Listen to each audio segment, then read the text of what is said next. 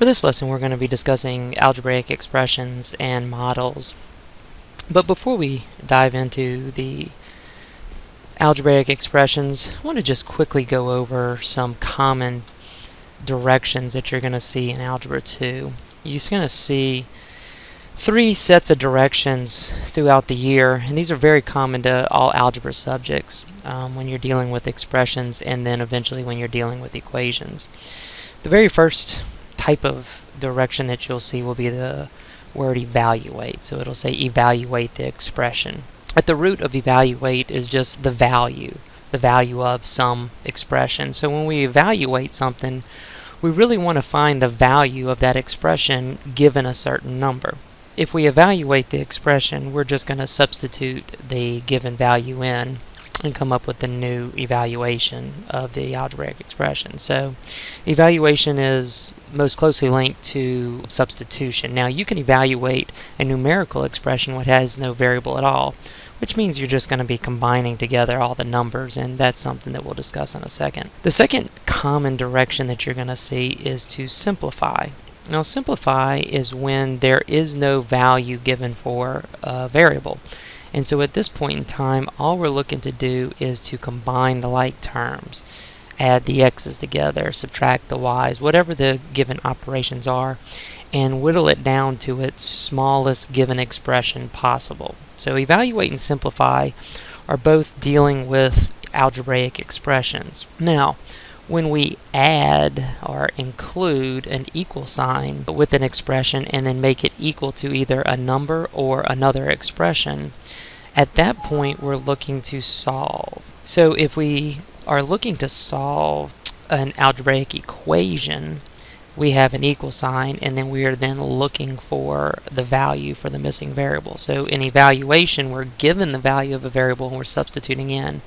When we're solving, we're being asked to find a numerical value for a given variable. So these three sets of directions are extremely important for the rest of the year. Evaluate, simplify, and solve. You need to know the differences of how the problem should be worked when you see them in the directions, and you should also know when they will appear based off the type of problem that you're working.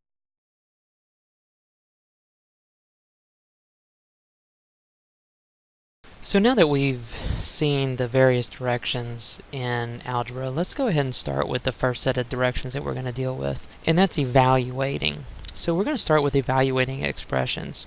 More specifically, we're going to start with evaluating numerical expressions. So these will be expressions that do not have any variables in them. It's all numbers. Now, you will be able to use your calculator very effectively. To work these problems, all you will need to do is to punch these things into your calculator and make sure that you know how to do this in the correct order. There are, however, a few things that we need to touch on in relation to numerical expressions, and the first thing we want to talk about is exponents and raising negative number to a power. So this is an extremely important difference that we need to make, once with a negative value in parentheses and one without parentheses. So if we look at example number 1, and you can remember from your Algebra 1 course what the base is, what the exponent is, raising to a power, what that means, and you have examples right here in front of you in the notes. But I want to concentrate on example number 1 here, and we're going to start to look at part A. So if we look at part A,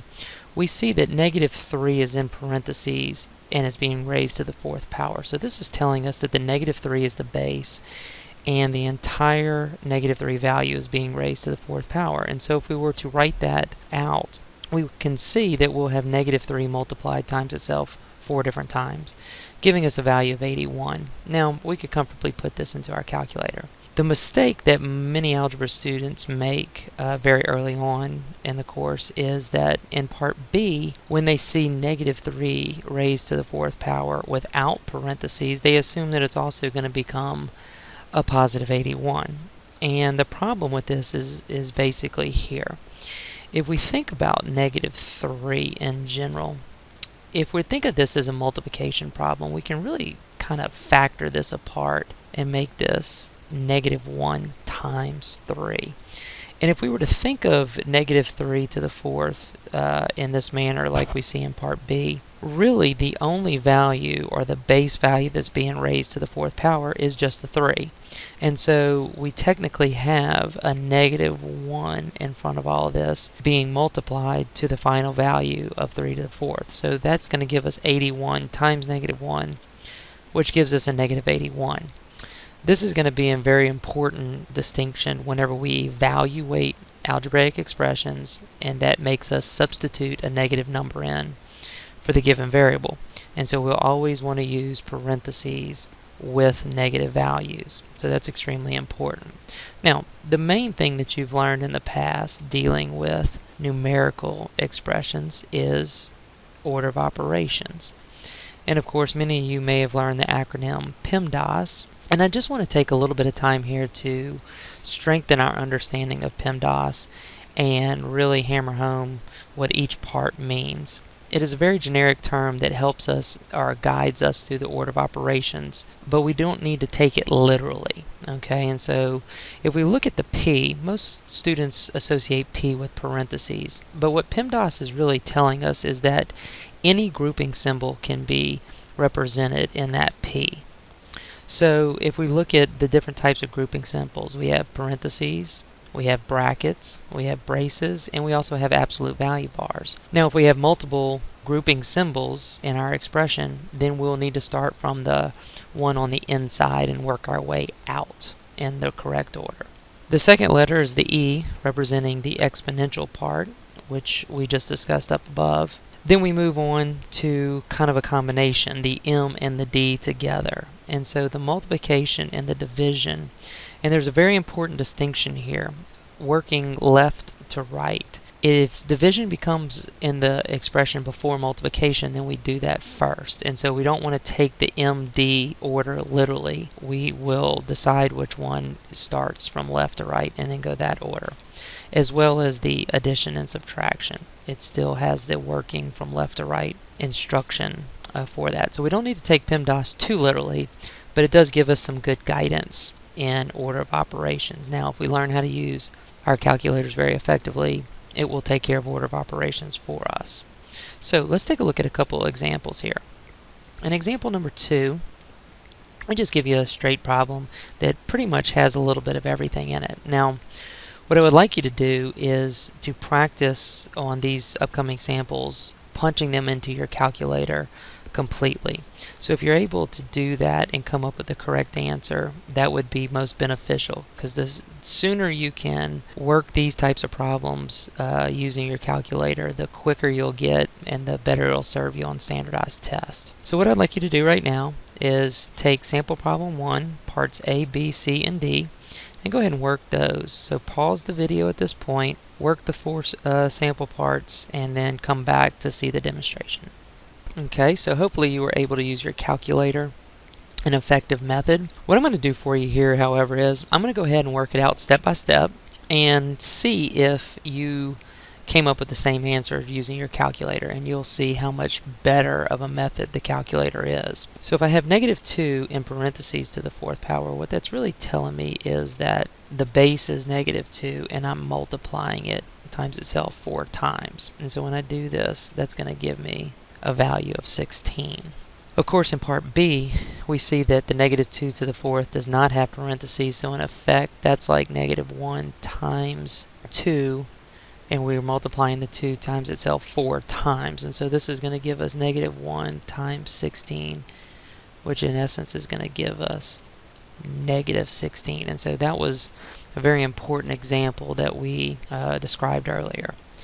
Now, part C gives us all numerics, and so we're going to start with the grouping symbol. So we're going to do parentheses first. In doing this, I'm just going to rewrite everything else to ensure that I don't miss any steps. Now hopefully you were able to just punch this in your calculator and get the answer. So I've done the grouping symbol. Now I'm going to do exponents. And so 2 to the 4th is 4. Next would be multiplication or division. And we have 4 times 4. So I have 3 plus 16, and I should finish with a value of 19. And lastly, we have another problem similar to that, and so I'll just quickly work through this. And so we've worked our 4 sample problems regarding numerical expressions.